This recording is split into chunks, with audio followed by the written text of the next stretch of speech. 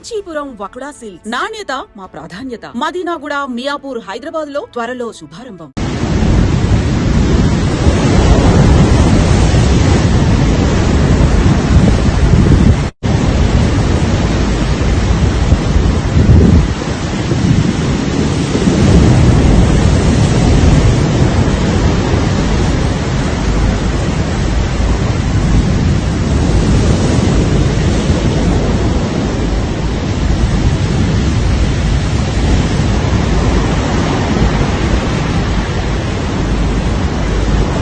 భారత సంతతికి చెందినటువంటి ఒక విద్యార్థిని డొమినికా రిపబ్లిక్ లో అంటే అమెరికా విద్యార్థిని సుదీక్ష కోణంకి కనిపించకుండా పోయింది.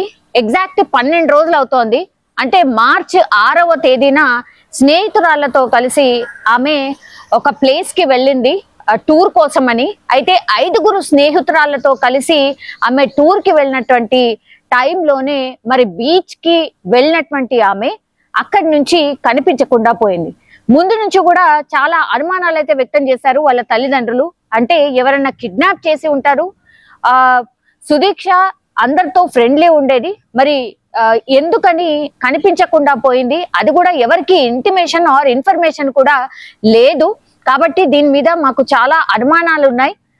మార్చి 6వ తేదీ నుంచి కూడా నిన్నటి వరకు అంటే ఆల్మోస్ట్ 18వ తేదీ వరకు కూడా ఒక మిస్టరీ లాగానే మారిపోయిన సిచ్యువేషన్. సో పోలీసులు దర్యాప్తు కూడా చాలా వేగంగా అట్లాగే చాలా విస్తృతంగా కూడా చేసిండ్రు.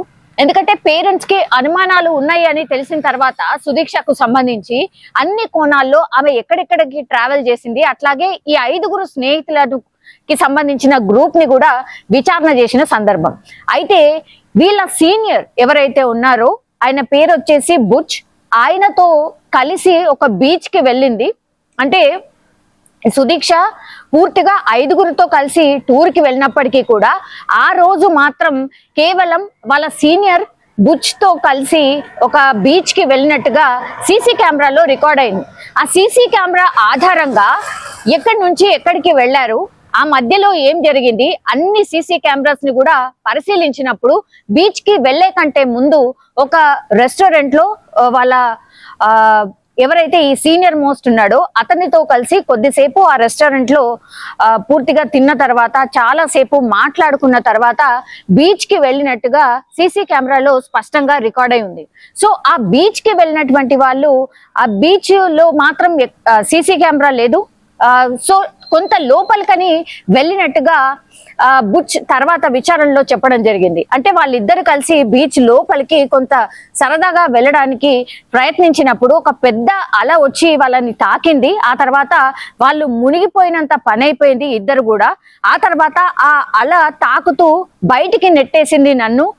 సుదీక్షను కూడా నేను చూశాను. ఆ తర్వాత మాత్రం ఏం జరిగిందో తెలియదు, నేను అన్కాన్షియస్ అయిపోయాను. ఆ తర్వాత మాత్రం నాకేం గుర్తులేదు అన్నటువంటి మాట బుచ్ చెప్తున్నాడు. కానీ ఆ తర్వాత నుంచే సుదీక్ష కనిపించకుండా పోయింది. ఆ బీచ్ లోనే ఏదో జరిగింది. మరి వాటర్ లో మునిగిపోయిందా, ఈ కోణంలో కూడా సర్చ్ ఆపరేషన్ పోలీసులు చేసినప్పటికీ కూడా ఎక్కడ కూడా సక్సెస్ కాలేదు. మరి ఆ బీచ్ లోనే మిస్ అయిపోయిందా అనే కోణంలో విచారణ స్టార్ట్ చేసినప్పుడు దానికి సంబంధించి గాలింపు చర్యలన్నీ చేశారు.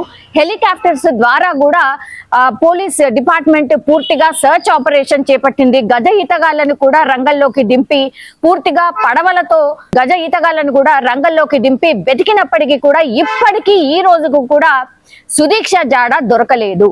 సో ఈ అనుమానాలు ఏవైతే ఉండరో ఆమె బీచ్ దగ్గరికి వెళ్ళిన తర్వాత నుంచి మిస్ అయిపోయింది.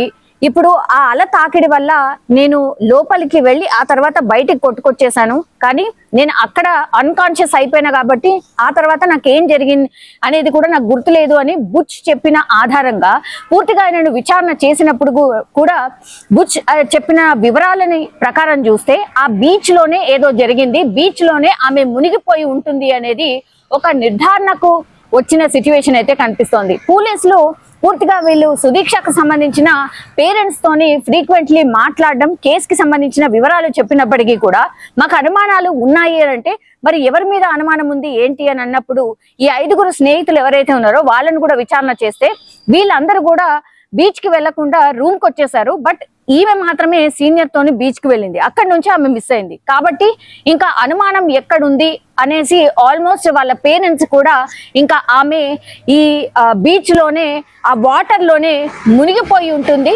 సో ఇంకెవరి మీద అనుమానము లేదు అన్నటువంటి మాట ఇప్పుడు సుదీక్ష పేరెంట్సే చెప్పినటువంటి సిచ్యువేషన్. కానీ కన్నీరు మున్నీరుగా విలిపిస్తున్నారు. కేవలం ఒక 20 సంవత్సరాలు మాత్రమే ఉంది సుదీక్షకి, ఇంకా బ్రైట్ ఫ్యూచర్ ఉండింది.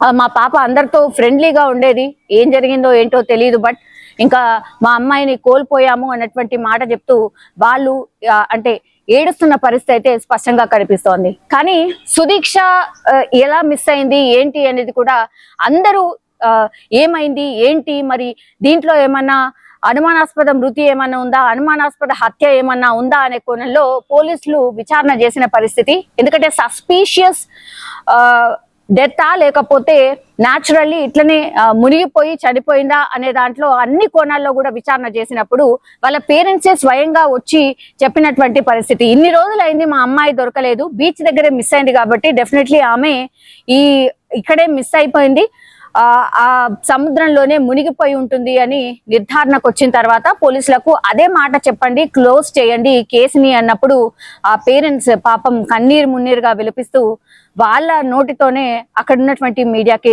చెప్పినటువంటి సిచ్యువేషన్. సో సుదీక్ష మరణంలో ఎట్లాంటి మిస్టరీ లేదు, న్యాచురల్ గానే ఆమె ఈ సముద్రంలో బీచ్ కి వెళ్లి మునిగిపోయి చనిపోయినట్టుగా ఇప్పుడు పోలీసులు అయితే ఒక నిర్ధారణకు వచ్చిన పరిస్థితి కనిపిస్తుంది.